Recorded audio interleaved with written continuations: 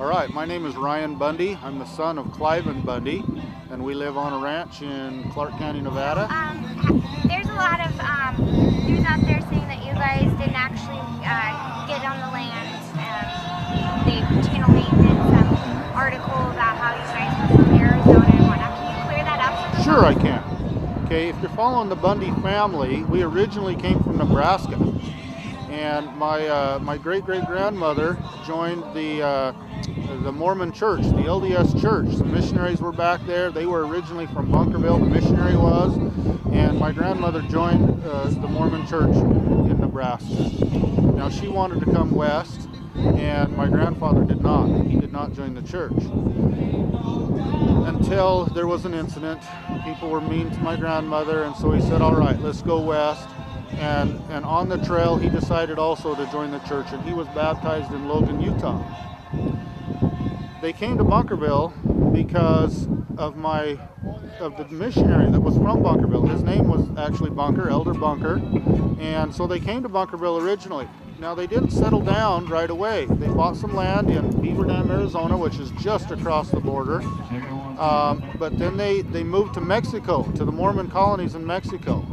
And then they came, then there was the Mexican-American War, and the United States government said the Americans coming out of there, they'd send them to anywhere they wanted to. So they had some friends or something, they went clear up to Oregon. They went to Oregon, and things didn't work out there for them, so they come back here to Beaver Dam. And I don't know why they didn't stay Beaver Dam again, but then they went down to St. Thomas and Kaylin, which those are two towns that are now buried under Lake Mead, so they're ghost towns now. But it was awful hot, awful dry, and so they were looking for a little cool weather, and they went back over to Arizona, to the Arizona Strip, up to Mount Trumbull, and they finally settled down there on Mount Trumbull. And so the Bundy family did come from that area. Now, what everybody is not considering is the other side of my family. All right, my grandmother, who was a Jensen, who had family ties to the names of Abbott and to Levitt and to Adams, she grew up here in Mesquite. Now, our range rights here on this Bunkerville mountain here actually started with my grandmother's side. Now, when my grandfather met my grandmother and married her, he moved back over to here, which again, we had old ties, you know, kind of moving around, but we still had some old ties here, and he married my grandmother, and they inherited some of the old range rights from my grandmother's side.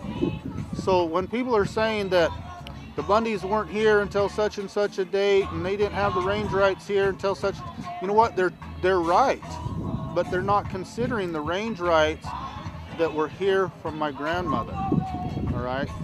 And so our rights do trace back to 1877. Not all the way in the Bundy family name, but through some of these other names. And a lot of other states are having BLM issues too. More of the western states is happening. I just heard a story today about Oklahoma and Texas right now, something going on there. What do you believe is behind all of this BLM, like the land grab? Well, I've heard all kinds of things, and I don't know the absolute truth. I mean, a lot of these things I believe are done in secret combinations. You know, one of the rumors is that the United States government has used these public lands as collateral to all the debt that they've been taking in from other countries, China particularly, and that they're not able to pay this debt, and so now they're trying to give the land to these foreign countries as collateral. Now, I don't know if that's true. It may be, it may not be, but there's definitely a power grab. You know, in the olden days, the king owned all the land, and the people were not citizens. They were serfs, they were slaves, they were,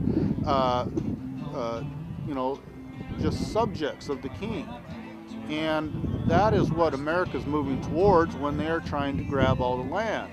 They don't want us to have rights. That's why they deny that our rights exist. See, and they've got all kinds of people in the media questioning them. They're questioning our, the history there. All of this is tried to destroy the rights of the people, because the king don't want the subjects to have rights. They want to retain all the rights and privileges to themselves, and only allow their serfs, their slaves, to have whatever little pickings they allow them to have.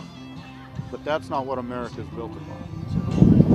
So you guys decided to take a stand. Are you the last cattle ranchers in Nevada right now? Just in Clark County. Clark County. Okay. There's a couple little people that have 5 or 6 head type of here and there, but as far as real ranchers making a living on the land, we are the last ones in Clark County. At one point there were 52 ranchers in Clark County. We're the only ones left. I know that they've decimated all the ranches across Southern California and the deserts. I know that like Wyoming are claiming that they have about 50% of the cattle they had 10 years ago. Across to Nevada, Utah, well, all these western states, the cattle numbers are dwindling significantly. Back in the 60s, Elko County, Nevada, which is directly north of here, several counties, claimed that they were the cattle capital of the world. Well, they don't even come close to even being on the scale anymore. Okay, so many cattle have been removed from that area. That's all part of this land grab and control grab. Some people in Las Vegas that are my friends wanted to know, besides people being here, would you need help with like getting the ranch back together? We know the BLM destroyed water tanks, fences and stuff. Would you be welcoming help out here for that, or do you guys have guys to take care of it? Well, there's been a lot of people wanting to help, and where we want to accept that help, I don't know, like the water tank that they destroyed was a 12,000 gallon steel water tank that was probably a used fuel tank at one time that we cleaned out, and then the staff, fixed it up for a water tank. And we set that, we drove into the place, set it down with the trailer really easily, and then we run a water line for several miles to feed that water tank. And we do that with the tractor. We roll the line out, and then we have a plow behind the tractor that plows it under the ground. Now, it's not there is a significant amount of investment with pipe and with, the materials. And the labor takes a few days, but it's not tremendous, is what I'm saying. And, but we ought to get a work project together and then invite people to come participate. As far as really needing the help terribly bad, maybe not so much, but we would like people to participate just for the experience. I know that they knocked down a piece of a corral, and it'd be good to have a little help put that back together. I think that right now we're spending so much time with the media and with all of this that we can't seem to get the work done, but I'll have to see if we can get something organized. So. I just had a couple more questions. Now, the media is going crazy with the comments that Cliven made, and those who are awake understand what he was saying, but could you explain it a little bit, because they just went with the twisted it and... Sure. Well, what I want to explain on that is that my father is a very loving person, and he loves everybody. And he is actually concerned about the black community and Hispanics and Native Americans and others. He's concerned about their freedom. He's concerned about their well-being, and he wants them to be able to prosper. Now, I don't know how exactly all this got started. I know that the party we had last week, we didn't have a lot of the ethnic groups here, and he was concerned about that. He wanted to reach out to them and bring them in. Now, he may have fumbled over his words, but I know his intent and his heart is trying to share with those people and to bring them here so that we can help bring them greater liberty. There may be an element of ignorance on his side. I know that we hear the stories from history, etc., but we weren't there. That was 165 years ago that slavery was intact, and yet since then they've suffered a lot of indignities as well. Now, they're still suffering some indignities, as well as all of us are. And what he's trying to do is saying, come and join us. Help us, not help us, but help yourself. Help us together gain some more of that dignity back by gaining more liberties and freedoms that the federal government is taking from us. Right. That's his message. Right, because you guys do understand that this is bigger than you. Oh, and absolutely. your whole family understands that this is about standing up against tyranny, right? Correct. How do you feel about that? Well, you know, just to extend with what I've been talking about, you know, the tyranny of the federal government, and quite honestly, it's not just the federal government, but other governments show levels of tyranny also. But the tyranny of government, I guess I should say, is very intrusive. I've read it so many times, but I'm going to read it again. From the, you see this is my pocket copy of the Constitution, and in it is the Declaration of Independence. The reason so many people are flocking to us, and this is the same thing with the black community, it says right here, it says, experience hath shown that mankind are more disposed to suffer while evils are sufferable than to right themselves by abolishing the forms which they are accustomed. Okay, we the people are suffering because of the tyranny of government. The black people are suffering because of tyranny of the government. The Hispanics, the Native Americans, all people are suffering because of the tyranny of government. But it says, but when a long train of abuses and usurpations, pursuing invariably the same object, evinces a design to reduce them under absolute despotism. Okay, so in our case, when they were here with snipers and with 200 agents and with surveillance equipment and helicopters, does that not prove evidence that they were trying, evidence of a design to reduce us to absolute despotism? Okay, and this is what my father is talking about with the black community. There's other things different than what we're doing, but there's things amongst their community that is reducing them to absolute despotism. And so he's trying to reach out to them and say, I care about you. I love you, and your freedom is as important as mine. And I want to share that with you. We're in a movement to gain freedom back and self-respect and prosperity, and I want you to join with me. Now, if he fumbled over his words, we're sorry about that, but he's not sorry about his message, because his message is pure. Okay, let me go on with this. It says anyway, back to the absolute despotism. When it reaches that point, it says it is their right, it is their duty to throw off such government and provide new guards for their future security. And that's what we are here doing, okay? And we want to include everybody. Everybody. I Yeah. have one last question.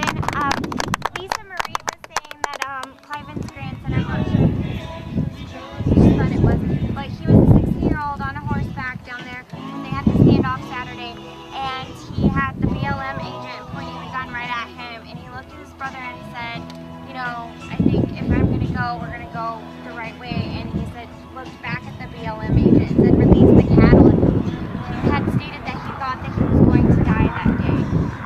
The BLM agent did back down, but do you know about that story? Or? I don't know all the details of that, but I do know that the BLM knew who we were. They knew, they had done their homework, their surveillance, whatever. And when we were up there on that line, we saw the BLM agents pointing each one of us brothers out and then directing their guns at us to kill us first. Because they figured if they can take out the Bundys, they might take out the whole movement. Okay, so I did see that happen. Now, my young brother, Arden is his name, is a very brave soul. And he's 16 years old, but he wasn't the only one. Every person up there on that line was a brave soul. I want to tell you about another one. I haven't seen him around here so much the last few days. I guess he shies away from crowds a little bit. But there's a little Russian guy that lives around here. And quite honestly, I don't know where he really lives. He kind of stays in a tent and he kind of is here a little bit. But he's been a friend of my family for a long time.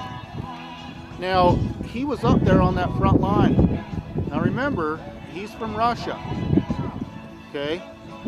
he was on the ground with an American flag, and he was moving forward. And when the horses come to stop at a line, he didn't stop and he kept going forward. And my brothers rushed up there and grabbed him and said, "Come back." He says, "No." He goes, "I left Russia." He goes, "This is not Russia, and I'm not going to live like this any longer." Holding that flag, showing that courage, and he says, "If I have to be the first one to die to bring this movement about it, so be it." That little Russian guy was as brave as any man I've ever seen. Yeah. He says, "This is no longer, this is not Russia. I'm not going to put up with it here." Sir, can you describe the enclave clause in the Constitution, which is which was it? Article 1, Section 8, Clause 17. Okay. And it says something about it authorizes Congress to own and purchase and control land in a state under specific and limited conditions. Correct. Limited conditions. And I was just wondering why, we have a lot of the mainstream media that's twisting everything, talking about the Constitution, but they never talk about the limited aspect of it. All right. Let me read that clause to you. Again, this is Article 1, Section 8, Clause 17.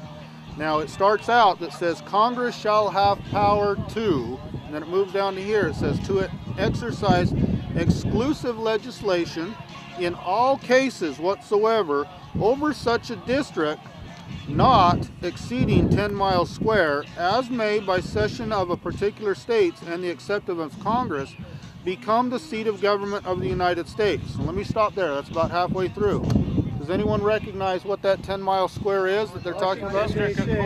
Washington, D.C. Okay, so we said Congress shall have exclusive legislation. In other words, they have complete power over this district. We give them that 10-mile square for the seat of government. All right, now let's go on. And to exercise like authority over all places, now here's the kicker here, purchased by the consent of the legislature of the state in which the same shall be. Okay, so in other words, now we're talking about a state here. So if they want land within a state, it says they have to do what? They have to purchase it, and they have to get the state legislature's consent. But it doesn't stop there. It says, "for the erection of forts, magazines, arsenals, dockyards, and other needful buildings." Okay, in other words, they can purchase land with the state legislature consent for those 5 reasons, no other. So then let me ask you, the Bureau of Land Management, National Park Service, Forest Service, monuments, recreation areas, wildernesses, okay, do any of these fit that bill? Does the federal government have constitutional right to own land within a state except for what's written here? Okay. The only other place that it talks about land within, for the federal government is in Article 4, which talks about territories. The federal government does not own territories, but they have the right to control them until that they can be turned into states. Once a state enters the Union, it enters in upon equal footing with the original 13 states. That's also in Article 4. Did the original 13 states have federal land in them? They didn't, because the federal government didn't even exist when they started. They were an entity unto themselves. Each state, colonies if you would call them, but once they gained their independence from England, they were 13 separate countries. Now, evidence of this is in the treaty, the peace treaty that basically ended the Revolutionary War. It was signed by 14 states. The 13 states were obvious. Who was the 14th state? Does anyone know who the 14th state that signed the treaty that brought peace after the Revolutionary War? Anyone have an answer for that? It was the state of Great Britain. All right? So if you understand the definition of a state, look it up in your dictionaries, whatever. The definition of a state is the exact same as the definition of a nation. Okay? and the terms are often back and forth a little bit. So that treaty was signed by 14 states, and it lists them. I've actually seen it. I wish I had a copy of it to show you. But it was signed by the state of Great Britain. Okay? Now, we in America have almost been trained to believe that a state is nothing more than a district. In fact, that's what the BLM, they don't call it the state of Nevada, they call it the District of Nevada. I don't know if you realize that, but they don't recognize statehood. They call it a district. Or in Canada, they're called provinces. Okay? A province is not the same definition as a state. A state, yeah, I got stuck there earlier today too. A state is a much greater status and entity than a province or a district, okay? And so technically, if you want to listen to or figure out what the United States is, okay, think of the word union. Is union a thing of one? Okay, can I be united with myself? Okay, no. But you guys are all here together united with me right now. Betcha. Okay, so a union is a group of many. Okay, now we're one group, so I guess we're one under that deal, but without many, it can't be a union. Okay, so we are the United States. Okay, it's not one. We're not, quite honestly, and I'll probably get media backlash for this statement too. When I say the Pledge of Allegiance, I don't say one nation under God. I say 50 nations under God. United, or I say 50 nations united under God. Okay? We're still united, we're still one. I still love the United States of America, but I do recognize the individual entity of each state. Exactly. Okay? The sovereignty is the key word there, that's right. I have one more question. Okay. I've been out here a few times and I've gotten to go to the camps. How's everybody getting along out here? Do you want to talk about that? Or? Well, we've had a few little scuffles of misunderstandings, you know, and we're trying to bring, you know, a unity and stuff, and so nothing major, but we're trying to. I'll tell you what, the Lord has been so involved with so much of these things.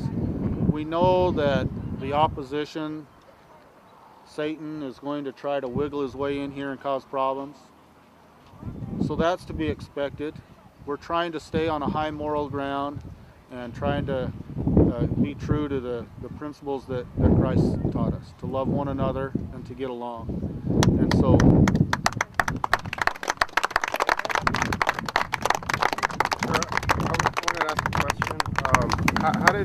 How does the federal government get away with going against the Constitution with supposedly owning 80–90% of Nevada? we the people have let it happen. We the people haven't read and understood.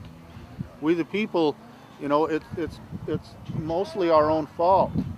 Now, and so that's what we're doing now. Finally, and quite honestly, I had 3,000 of these copies. They're in the back of a truck in Utah right now. I wished I had them here to share them with you.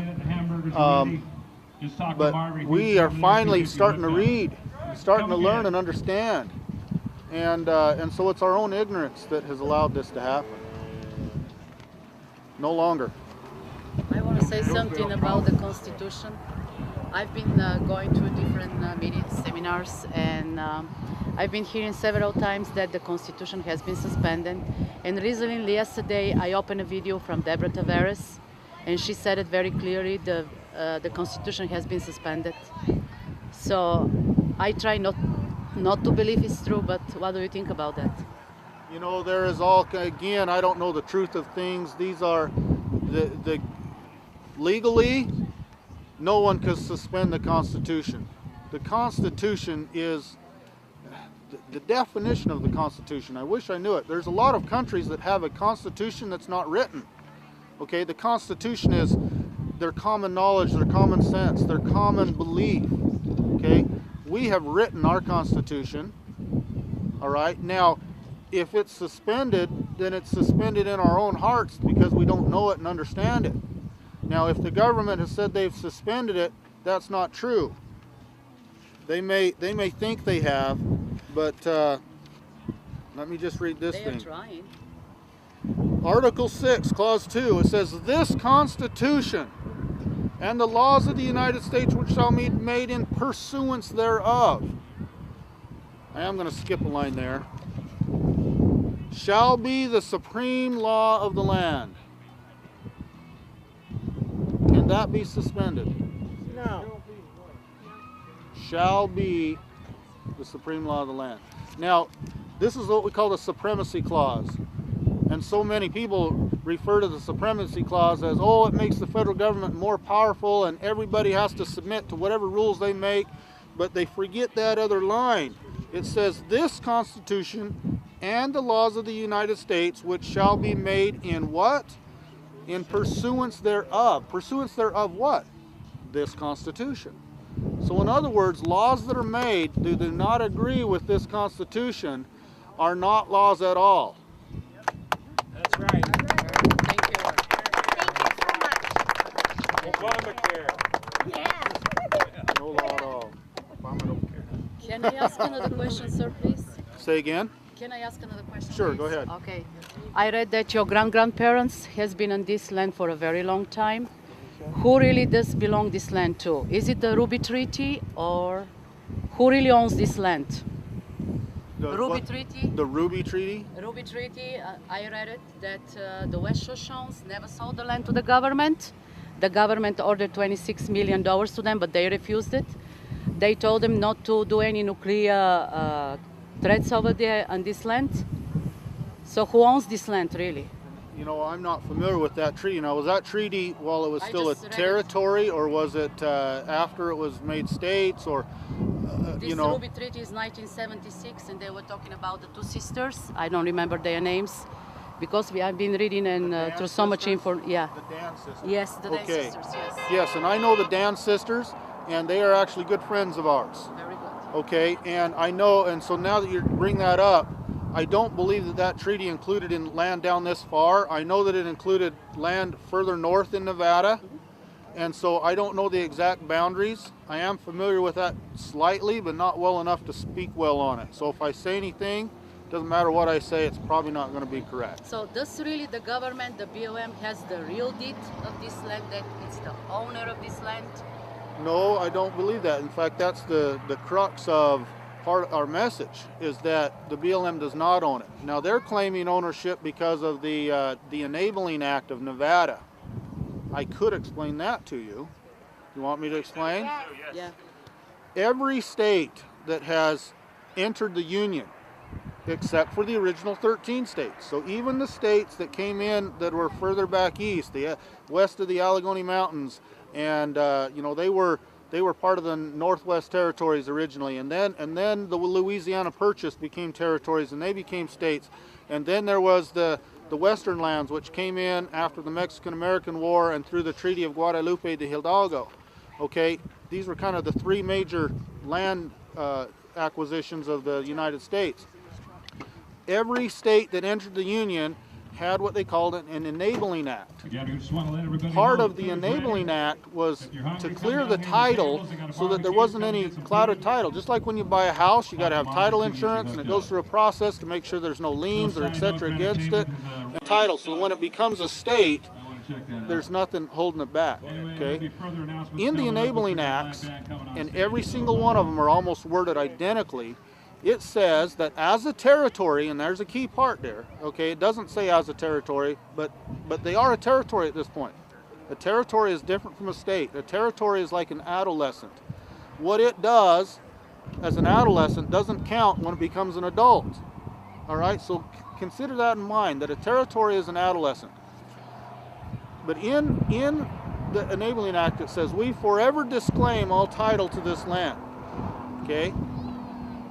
That forever is up when it becomes a state, because now it's left its adolescence and now it's a different entity. It's no longer a territory, it's now a state.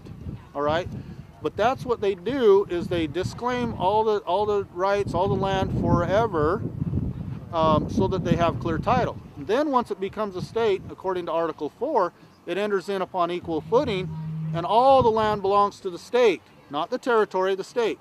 Okay. And then the state then will go back and recognize all the private properties, go back and recognize all the rights, and you know, that's where our grazing rights and stuff come in and so forth. Okay? In all the states up, you know, through the Northwest Territories and the Louisiana Purchase, everything was honored properly. I need to back up one more deal. The federal government never owned that land, okay? But when it becomes into the state, all the unappropriated lands, the federal government would act as a caretaker, but the word a trustee. Okay, a trustee. Say like a child, parents die when he's young, he inherits a house. Well, he's not 18, he's not an adult. That's put into a trustee. The trustee handles the estate until he becomes an adult, and then it's given to him, you know, according to the will or whatever the case might be. So in this case, the federal government acts as a trustee. They don't own the land. The trustee don't own the house. Okay, the house belongs to the state and the people, like the land does, and the trustee had obligation to dispose of that land. Okay, and that's where we see like the Homestead Act and different things like that going on. Okay, that's all kind of that part of that disposal, but they have no right to hold it. Okay, now in these western states, that disposal never took place. Okay, they still don't own it. They are illegally holding it in trust against the will of the true owners, which is us. Okay, so that's what's going on. Now the BLM claims they own it, the federal government claims they own it, and that's just not constitutionally correct. Still a territory, what they're saying they own, right? That's right. Okay, again, back to some of those laws. The federal government makes all the rules concerning a territory. That's in Article 4. Okay? In other words, a person that lives in a territory is not guaranteed his constitutional rights. He is not guaranteed the Bill of Rights. Now, they might allow him to, you know, have this right or that, but they're not, a person in a territory is not guaranteed the rights. Once it becomes a state, then they are. So you can see why they don't want to recognize us as a state, because they would have to recognize our grazing rights, because they are protected by state law. They would have to recognize your First Amendment rights. Remember what they did up there? They put your First Amendment areas up there. Why do you think they can get away with that? Because if it's treated like a territory, you don't have that right. Okay, when they arrested my brother down here on the road, okay, he was off the white line, and he was just like you guys are, just like this guy. He had his cell phone in one hand, and he had his iPad in the other, and he's videoing. Okay, I was right next to him, not further than he was away, and I had 4 snipers with their, and I looked at them binoculars, looked right down their scopes, right down their barrels, and they had 20 other agents come, and this is all he's doing, and they jump him and tear him to the ground and drive his face into the gravel with their knees. And why? Because they said they told us you have no right except you be in those protest areas. That was their words.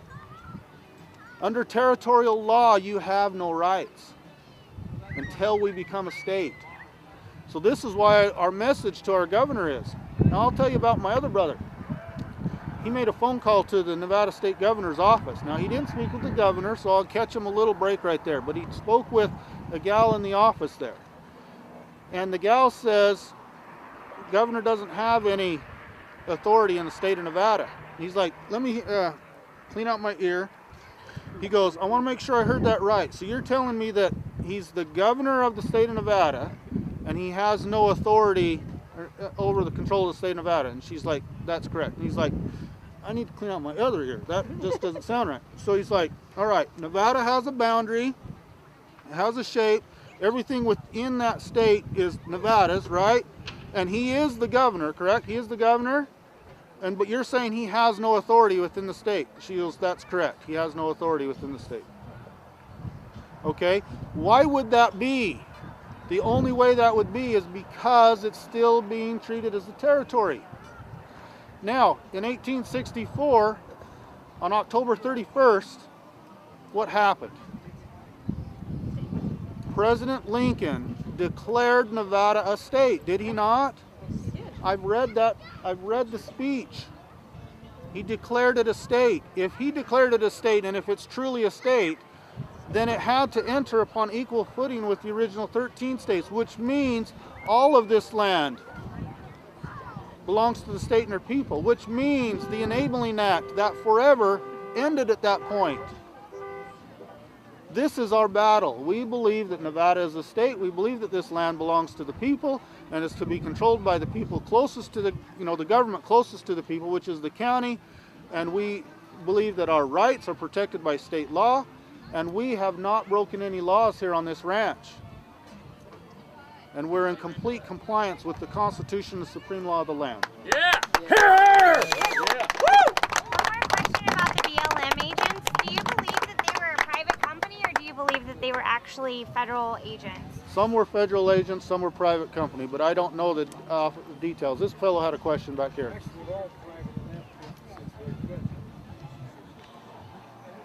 I would add that in Article 4, the United States shall maintain for the states a republican form of government. That is right. And that is part of the guarantee. Okay? A lot of us have been taught that we live in a democracy. Okay? What does the Pledge of Allegiance say? And to this republic for which we stand. Okay? You will not find where it speaks about the democracy, a democracy anywhere in our founding documents. Okay? A democracy is mob rule. Rule of men. The rule of men. A republic is based upon principles. Principles. And the principles of freedom and liberty are espoused in this Constitution. And a republican form of government is supposed to protect those principles. Quick question again. Why your father stopped paying in '93 to the feds?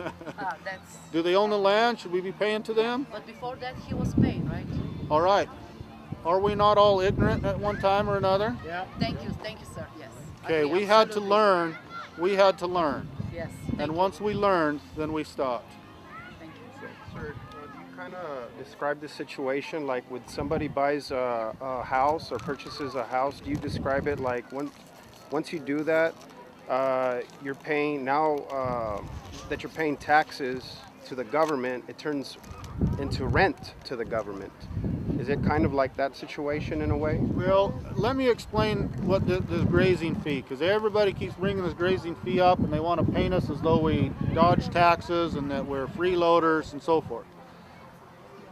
The grazing right, okay, was established by putting the feed, the water, into beneficial use. Okay, beneficial use means our animals ate the feed and they drank the water, and now man can use that because it creates red meat. We can utilize that. It's beneficial to man. Okay, so that's how the right was created. Now, the grazing right existed before BLM ever existed. Okay, so BLM now comes into existence, and interestingly enough, one of their mission statements was to protect these rights. How could they protect these rights if they didn't already exist? They acknowledged that they did exist, and that was part of their mission statement to protect them. Now, the grazing fee, this is how it was divided. 12% went to the BLM for a management fee. Okay, what are they? The Bureau of Land Management. Okay, so we're going to pay them for some management fees. The other 88% went to grazing advisory boards, and the grazing advisory board would then help the ranchers put in, say, a water improvement. We talked about maybe helping us with that type of deal, or a fence, or a corral, or some other improvement. So 88% of that money was supposed to come back to the ranchers, all right? And they did do this. In fact, in the past, we received some of that money to put in some pipes and so forth. But again, the BLM only got 12% of it, a very small amount of that, all right? Now, you can only pay the grazing fee if you had a contract with the Bureau of Land Management, all right? And when you signed the contract, it said that they have all control of management and they can change the rules and you can't do anything about it, It's a real one-sided contract, okay? And so when a rancher signs a contract, he literally is giving up his rights to manage his own land. Now, when we saw that it was evident, okay, what did we say? When there's a design, it becomes evident, okay, that their goal was to manage us out of business. And isn't that evident? All the other ranchers are gone here, okay, isn't that evident? We said, we don't need your management anymore. We will manage our own ranch, okay? So we're not going to pay you a management fee any longer. We're not going to sign the contract with you. And as far as our improvements go, we'll stand on our own 2 feet and we'll pay our own bill. Now again, the Grazing Advisory Board was actually made up of ranchers. BLM had a seat, but they weren't the controlling interest. My father actually sat on the Grazing Advisory Board. Okay, so we were part of that group. But we're like, we really don't need to be part of that group. We'll pay for our own improvements, and we'll manage our own ranch. And so because we had no contract with them any longer, number one, we couldn't pay the fee. We didn't want their management. And so when it comes down to what do we owe in grazing fees? Nothing, because we had no contract. They had no control to even graze it. So I hope that answers that question. Yeah, thank you. Today that you did a lot to improve. Could you tell us what you did to improve the land? Sure.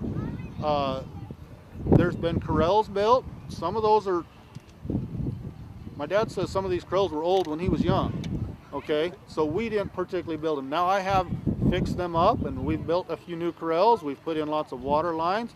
The feed out there is only good if the cow can eat it, and they can only eat it if there's water close by. So we've run pipelines and water lines and put in tanks, and we've built ponds, reservoirs. We don't have very many fences on this range, which may help us manage the cattle if we put a few in. And there are roads and trails, and the water improvements, a lot of those take head houses. Because a lot of the water on this mountain is not much more than just a wet spot in the ground. You can't even get water out of it unless you dig down and you build concrete structures and put in pipes that kind of gather up that little trickle of water. And then that little trickle of water is sometimes not more than just a few drips. Like I said, just a little teeny trickle. And yet that little teeny trickle constantly running will fill up a big tank and water cattle. And so it's a lot of work to build one of those. And sometimes it's a lot of work to maintain those. And the water lines, there's a lot of minerals in the water, and the minerals plug up the lines. It's a lot of work to keep the lines clear. And fences, we like people that come and visit our ranch, but there's still some vandalism. They shoot holes in the water troughs, and they knock down trails sometimes. And, and it takes a lot of work to maintain all those. So, these are some of the improvements that we're talking about. So what do you think is going to happen outcome of all of this? What do you feel in your heart is going to happen? It depends upon you. Okay, it depends upon the people. It depends upon the states. Okay, we don't want things to go back to the way they were. All right, my father said when this all began, he goes, I will sacrifice my entire herd. My cows don't matter that much. I will sacrifice my entire herd if I can bring about the freedom for this nation. Now, we got most of our cows back that day, and for that we feel very blessed. We wouldn't have been able to do it without you, or the militia, or the Almighty God. Okay? Amen. So we're... So Ryan, y'all grabbed a tank out of the river that was 11,000 gallon, correct? Salvaged it, recycled it. The BLM torched it, correct? Well, we didn't salvage that one out of the river. We purchased that one from someplace. You purchased it? Yeah. Okay. I mean, with all the floods that have torn out the homes in Santa Clara and a few things, yeah, we've salvaged a few pieces of pipe here and there, culverts, but we haven't ever salvaged a tank. And how much does a tank that size run you?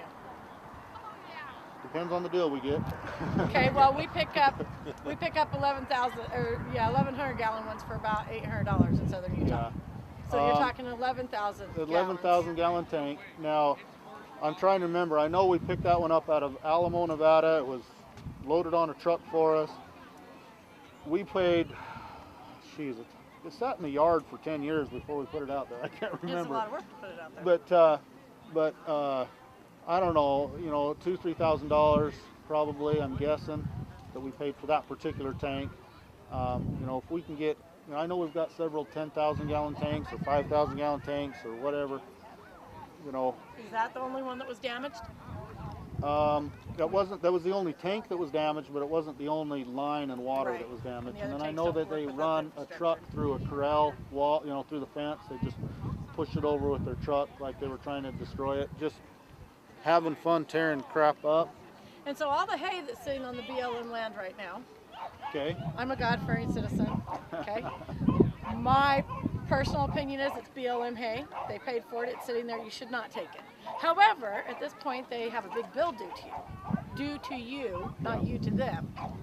And you do now have to clean up their mess.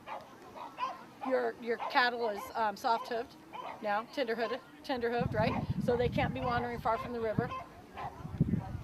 Is there a justification in bringing that down to feed your cattle? Well, it's not our hay, but you're right. I'm not, I counted them. There's 52 bales still in twine and those several are 1-ton others. bales. What's that? 1-ton bales. They're 1-ton bales. Yeah, 52 1-ton bales, and there's several others that are broken and scattered. And my greedy, selfish self says, yeah, I want to go get that hay. Would that feed the cows until their hooves are healed?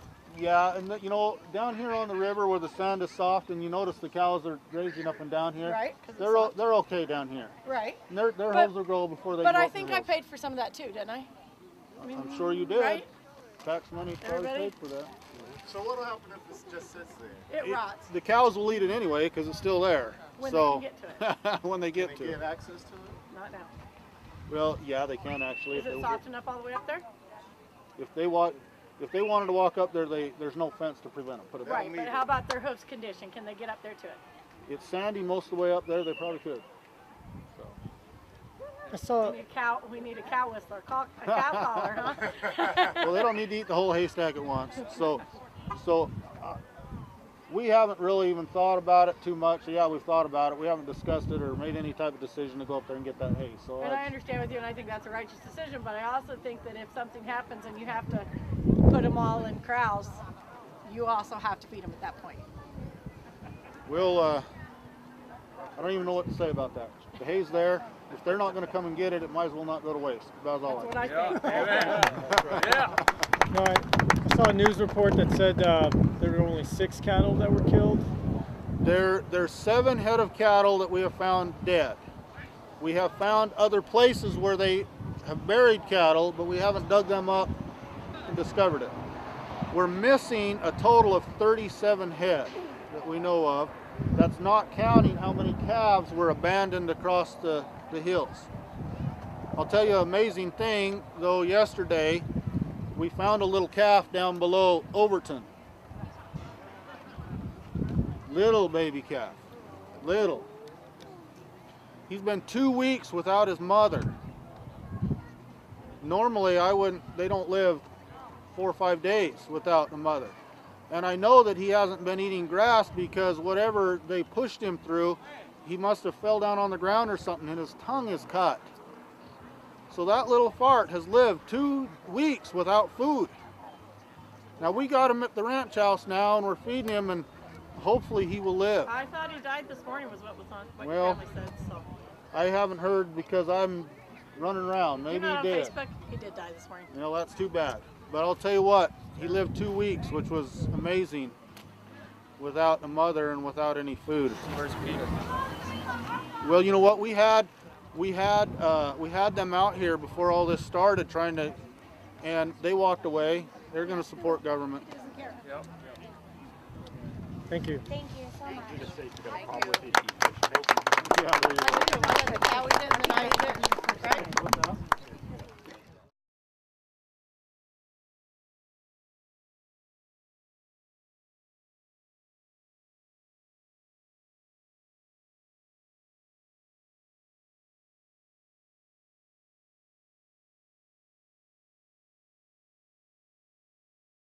Kaylin, which those are two towns that are now buried under Lake Mead. So they're ghost towns now. But it was awful hot, awful dry, and so they were looking for a little cool weather, and they went back over to Arizona, to the Arizona Strip, up to Mount Trumbull, and they finally settled down there on Mount Trumbull. And so the Bundy family did come from that area. Now, what everybody is not considering is the other side of my family. All right, my grandmother, who was a Jensen, who had family ties to the names of Abbott and to Levitt and to Adams. She grew up here in Mesquite. Now our range rights here on this Bunkerville mountain here actually started with my grandmother's side. Now when my grandfather met my grandmother and married her, he moved back over to here, which again we had old ties, you know, kind of moving around, but we still had some old ties here, and he married my grandmother, and they inherited some of the old range rights from my grandmother's side. So when people are saying that the Bundys weren't here until such and such a date, and they didn't have the range rights here until such, you know what, they're right, but they're not considering the range rights that were here from my grandmother, all right? And so our rights do trace back to 1877. Not all the way in the Bundy family name, but through some of these other names. And a lot of other states are having BLM issues too. More of the western states is happening. I just heard a story today about Oklahoma and Texas right now, something going on there. What do you believe is behind all of living on the land? We are the last ones in Clark County. At one point, there were 52 ranchers in Clark County. We're the only ones left. I know that they've decimated all the ranches across Southern California in the deserts. I know that like Wyoming, they're claiming that they have about 50% of the cattle they had 10 years ago. Across to Nevada, Utah, well, all these western states, the cattle numbers are dwindling significantly. Back in the 60s, Elko County, Nevada, which is directly north of here, several counties, claimed that they were the cattle capital of the world. Well, they don't even come close to even being on the scale anymore. Okay, so many cattle have been removed from that area. That's all part of this land grab and control grab. some people in Las Vegas that are my friends wanted to know, besides people being here, would you need help with like getting the ranch back together? We know the BLM destroyed water tanks, fences and stuff. Would you be welcoming help out here for that, or do you guys have guys to take care of it? Well, there's been a lot of people wanting to help, and where we want to accept that help, I don't know, like the water tank that they destroyed was a 12,000 gallon steel water tank that was probably a used fuel tank at one time that we cleaned out, and then the staff, you know, fixed it up for a water tank. And you know, we set that, we drove into the place, set it down with the trailer really easily, and then we run a water line for several miles to feed that water tank. And we do that with a tractor. We roll the line out, and then we have a plow behind the tractor that plows it under the ground. Now, it's not there is a significant amount of investment with pipe and with, you know, the materials. And the labor takes a few days, but it's not tremendous, is what I'm saying. And, but we ought to get a work project together and then invite people to come participate. You know, as far as really needing the help terribly bad, maybe not so much, but we would like people to participate just for the experience. I know that they knocked down a piece of a corral, and you know, it'd be good to have a little help put that back together. I think that right now we're spending so much time with the media and with all of this that we can't seem to get the work done, but I'll have to see if we can get something organized. So. I just had a couple more questions. Now, you know the media is going crazy with the comments that Cliven made, and you know, those who are awake understand what he was saying, but could you explain it a little bit, because they just went with the twist of it and... Sure. Well, what I want to explain on that is that my father is a very loving person, and he loves everybody. And he is actually concerned about the black community and Hispanics and Native Americans and others. He's concerned about their freedom. He's concerned about their well-being, and he wants them to be able to prosper. Now, I don't know how exactly all this got started. I know that the party we had last week, we didn't have a lot of the ethnic groups here, and he was concerned about that. He wanted to reach out to them and bring them in. Now, he may have fumbled over his words, but I know his intent and his heart is trying to share with those people. And This BLM like the land grab. well, I've heard all kinds of things, and I don't know the absolute truth. I mean, a lot of these things I believe are done in secret combinations. You know, one of the rumors is that the United States government has used these public lands as collateral to all the debt that they've been taking in from other countries, China particularly, and that they're not able to pay this debt, and so now they're trying to give the land to these foreign countries as collateral. Now, I don't know if that's true. It may be, it may not be, but there's definitely a power grab. You know, in the olden days, the king owned all the land, and the people were not citizens. They were serfs, they were slaves, they were you know, just subjects of the king. And that is what America's moving towards when they're trying to grab all the land. They don't want us to have rights. That's why they deny that our rights exist. See, and they've got all kinds of people in the media questioning them. They're questioning our, you know, the history there. All of this is trying to destroy the rights of the people, because the king don't want the subjects to have rights. They want to retain all the rights and privileges to themselves, and only allow their serfs, their slaves, to have whatever little pickings they allow them to have. But that's not what America is built upon. So you guys decided to take a stand. Are you the last cattle ranchers in Nevada right now? Just in Clark County. Clark County. Okay. There's a couple little people that have, you know, 5 or 6 head type of here and there, but as far as real ranchers making. All right, my name is Ryan Bundy. I'm the son of Clive and Bundy, and we live on a ranch in Clark County, Nevada. There's a lot of news out there saying that you guys didn't actually get on the land. Channel 8 did some article about how you guys were from Arizona and whatnot. Can you clear that up? Sure, I can. Okay, if you're following the Bundy family, we originally came from Nebraska, and my great-great-grandmother joined the Mormon church, the LDS church. The missionaries were back there. They were originally from Bunkerville, the missionary was, and my grandmother joined the Mormon church in Nebraska. Now, she wanted to come west, and my grandfather did not. He did not join the church until there was an incident. People were mean to my grandmother, and so he said, all right, let's go west. And on the trail, he decided also to join the church, and he was baptized in Logan, Utah.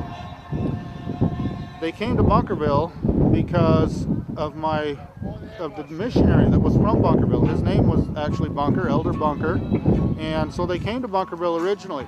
Now, they didn't settle down right away. They bought some land in Beaver Dam, Arizona, which is just across the border. But then they moved to Mexico, to the Mormon colonies in Mexico.